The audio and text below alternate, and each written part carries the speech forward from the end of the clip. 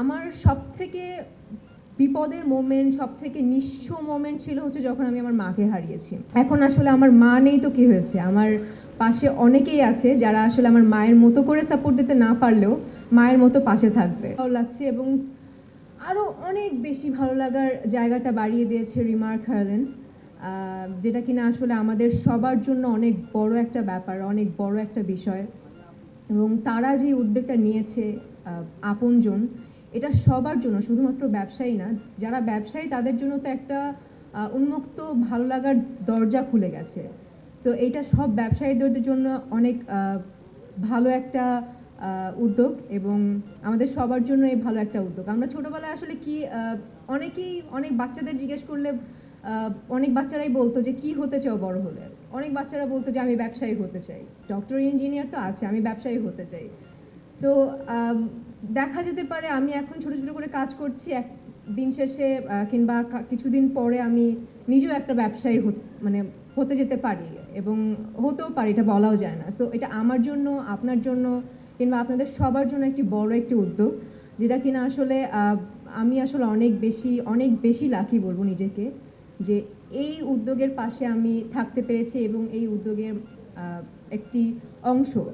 So খুব বেশি ভালো লাগছে। আপনারা সবসময় যেই চিন্তা ধারণা নিয়ে আপনারা এগিয়ে যাচ্ছেন, যে অনেকেই মনে করতে পারেন যে একটা জায়গায় গিয়ে আমরা থমকে যাব কিংবা আটকে যাব। সো ওই চিন্তা ভাবনা মাথায় না রেখে একটা চিন্তা ভাবনায় মাথায় রাখুন যে রিমার্ক হারলেন আপনজন আছে আপনাদের পাশে, এবং যেহেতু এই পথ চলাটা শুরু করেছে, আজীবন আপনাদের পাশে থেকে যাবে এবং আমি তো আছি।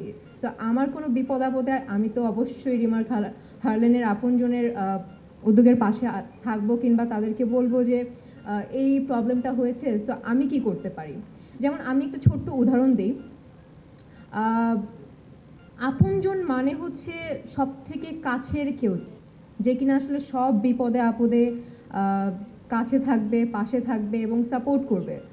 আমার সবথেকে বিপদের মোমেন্ট, সবথেকে নিঃস্ব মোমেন্ট ছিল হচ্ছে যখন আমি আমার মাকে হারিয়েছি।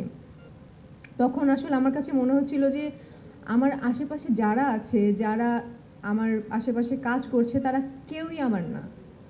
অনেকেই আমার আপনজন কিংবা অনেকেই আমার কলিগস, আমার কো-আর্টিস্ট অনেকেই আছে।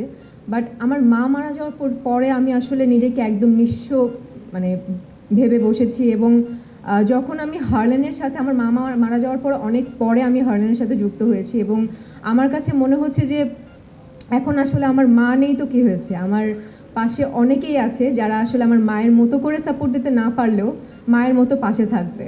তো আমার কাছে আসলে এখন আমি একা আমার কখনোই মনে হয় না, যতটুকু আসলে হারলেনের সাথে যুক্ত হওয়ার আগে আমার মনে হয়েছে। এখন মনে হচ্ছে যে আমার মাও আমার সাথে আছে, হারলেনও আমার সাথে আছে, সবাই আমার সাথে আছেন। এবং সব থেকে বড় বিষয় হচ্ছে আপনজনের সাথে আমি আছি এবং আপনজন আমার সাথে আছে।